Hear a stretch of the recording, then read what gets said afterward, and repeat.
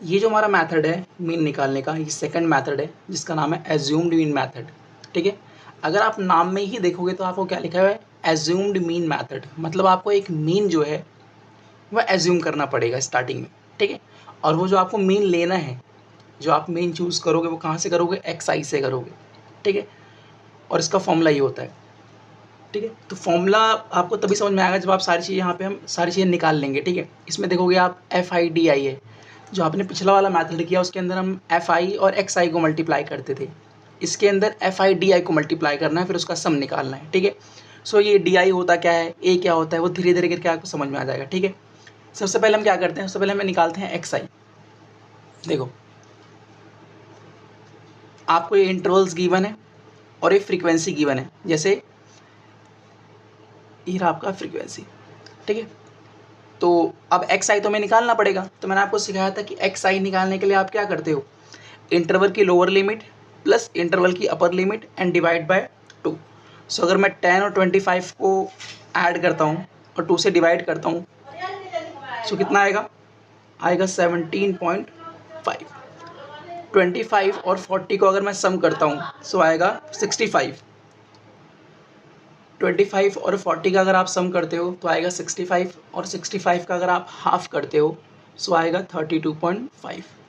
40 और 55 का अगर आप सम करते हो तो आएगा 95, और 95 का अगर आप हाफ करते हो सो आपके पास आएगा 47.5। 70 और 55 का अगर आप सम करते हो सो आएगा 125, और 125 का जो हाफ होगा वो होगा 62.5। 70 और 85 का अगर आप सम करते हो तो आएगा 155, और 155 का हाफ कितना होगा, 77.5। 100 और 85 का सम करोगे तो आएगा 185, और 185 का जो हाफ आएगा वो आएगा 92.5। ये तो आपका निकल गया एक्स आई। अब आपको क्या करना है, इन्हीं एक्स आई में से किसी को एज्यूम्ड मीन मानना है। ठीक है, बताओ किसको माने। अब बोलोगे देखो वैसे तो आप किसी को भी मान सकते हो, इसको भी आप ए मान सकते हो, एज्यूम्ड मीन मान सकते हो, इसको भी मान सकते हो, इसको, मतलब आपकी मर्जी, आप एक्स आई में से किसी को भी आप एज्यूम्ड मीन एज अ ए मान सकते हो। बट हम जनरली क्या प्रेफर करते हैं कि आप मिड वैल्यू को, इनमें से जो मिड वैल्यू होगी ना उसको आप ए मानो, एज्यूम्ड मीन मानो। सो देखो अगर मैं मिड वैल्यू देखूँ तो ये दोनों की दोनों हमारी मिड वैल्यू आ रही है, दोनों की दोनों। सो इन दोनों में से आप किसी को भी क्या करो, एज्यूम्ड मीन मान लो। ठीक है, ठीक है, तो मैं ऐसा करता हूँ, मैं अपना जो एज्यूम्ड मीन है वो मान लेता हूँ 47.5 को। सो मेरा ए क्या आ गया, जो मेरा ए है वो मेरा आ गया 47.5। समझ में आया कि नहीं है। देखो इसीलिए मैंने जब लिखा था यहाँ पे मैंने लिखा था ए हमारा होता है एज्यूम्ड मीन, और एज्यूम्ड मीन जो आप मानते हो वो किस में से मानते हो, एक्स आई में से मानते हो। वैसे तो हम किसी को भी ले सकते हैं लेकिन जनरली हम प्रेफर करते हैं कि आप मिड वैल्यू लो। अब यहाँ पे दो मिड वैल्यू आ गई, दोनों में से आप किसी को भी ले सकते थे, तो मैंने 47.5 को ले लिया। ठीक है, अब आपको निकालना है डी आई। देखो डी आई था ना, तो आपको निकालना है डी आई, और डी आई निकालने के लिए आपको कुछ नहीं करना, ये जो सारे आपके एक्स आई है ना इसमें से आपको क्या करना है, ए को माइनस कर देना। समझ में आया कि नहीं आया, ये जो आपके एक्स आई हैं इसमें से आपको ए को माइनस कर देना है। ठीक है, तो करते हैं, तो ए हमारे पास है क्या, तो कैसे इसको मैं ऐसे ले सकता कि डी आई निकालने के लिए मुझे क्या करना पड़ेगा, एक्स आई में से ए को माइनस करना पड़ेगा, और ए है कितना मेरा 47.5 है। ठीक है, अब करते हैं, तो 17.5 में से अगर आप 47.5 माइनस करोगे तो कितना आएगा बताओ। 17.5 में से अगर आप 47.5 माइनस करोगे तो आएगा माइनस का 30। 32.5 में से अगर आप 47.5 माइनस करोगे तो आएगा माइनस का 15। 47.5 में से 47.5 माइनस कर दोगे तो आ जाएगा 0। 62.5 में से अगर आप 47.5 माइनस करोगे तो आ जाएगा 15। अब देखो पैटर्न वही है, पैटर्न -30 था, -15 हुआ, 0 हुआ, 15 हुआ। अब मुझे पता है नेक्स्ट क्या आएगा, 30 आएगा, और नेक्स्ट क्या आएगा 45 है। चाहे कैलकुलेट करके देख लो, पैटर्न अगर आपको एक बार दिख गया ना आप उसी पैटर्न को फॉलो कर लो। ठीक है, ठीक है, सो हमारे पास डी आई आ गया। अब हम क्या करेंगे, फॉर्मूले में देखो आपके पास क्या है, एफ आई डी आई, मतलब अब हमें एफ आई और डी आई को आपस में करना पड़ेगा मल्टीप्लाई, और उसके बाद उसका निकालना पड़ेगा सम। पहले मल्टीप्लाई कर लेते हैं। सो ये रहा हमारे पास एफ आई और ये हमारे पास है डी आई। तो -2 को, सॉरी 2 को अगर आप -30 से मल्टीप्लाई करते हो तो आएगा माइनस का 60। 3 को -15 से मल्टीप्लाई करते हो तो आएगा माइनस का 45। 7 को 0 से मल्टीप्लाई करते हो आएगा 0। 6 को 15 से मल्टीप्लाई करते हो तो आएगा 90। 30 को 6 से मल्टीप्लाई करते हो तो आएगा 180, और 45 को अगर आप 6 से मल्टीप्लाई करते हो तो आपके पास आएगा 270। ठीक है, अब क्या करना है आपको, इसका निकाल लेना है आपको सम। ठीक, इसका सम फाइंड करते हैं। देखो सो इसका सम अगर आप टोटल करते हो पूरा, अगर A to Z आप सम करते हो तो इसका जो आंसर आएगा वो आएगा 435। मैं आपको एडिशन करके नहीं दिखा रहा क्योंकि मेरा मेन मेथड है आपको इस फॉर्मूले को समझाना। ठीक है, एडिशन सब्ट्रैक्शन तो कर ही लोगे, इतना तो ऑब्वियस सी बात है। ठीक है, ठीक है, तो हमारे पास निकल गया। सो हमारे पास FI/DI का सम आ गया। नीचे देखो FI का सम भी निकालना है, हमें FI का सम निकालना है, तो FI हमारे पास ये रहा, इसका सम निकाल लो। FI का सम कितना आएगा, देखो इसका मत इस जो साइन लिखा हुआ है इसके ऊपर ऐसे करके ऐसे जो बनता है, इसका मतलब होता है सम निकालना। तो FI का हमें सम निकालना है। सो अगर आप इस पूरे का सम करोगे तो आपके पास आएगा 30।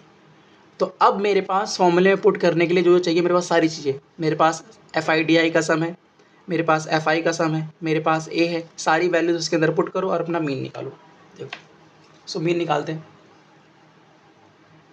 सबसे पहले A, तो A हमारे पास कितना था, 47.5 था, प्लस समीशन ऑफ FI/DI, तो ये हमारे पास था 435 अपॉन में समीशन ऑफ FI जो कि हमारे पास था 30।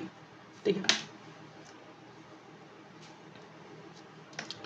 तो ये हमारे पास हो गया 47.5 प्लस, अब अगर आप 435 को 30 से डिवाइड करते हो तो आपके पास आएगा 14.5,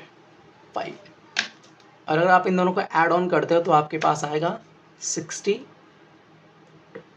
ठीक है, तो हमारा मीडियन कितना, सॉरी मीडियन बोल रहा हूँ, मीन कितना आ गया हमारे पास, 62 आ गया। ठीक है, अब इसी फॉर्मूले पे एक क्वेश्चन और करते हैं ताकि आपको और अच्छे तरीके से फॉर्मूला क्लियर हो जाए। ठीक है, देखो अगेन हमारे पास मीन निकालने का क्वेश्चन है, और जो हमारे पास फॉर्मूला यूज़ करना है वो है एज्यूम्ड मीन मेथड, मतलब वही जो फॉर्मूला आप पढ़ के आ रहे हो। ठीक है, इस पर एक क्वेश्चन और करते हैं ताकि क्लैरिटी और अच्छे से हो जाए।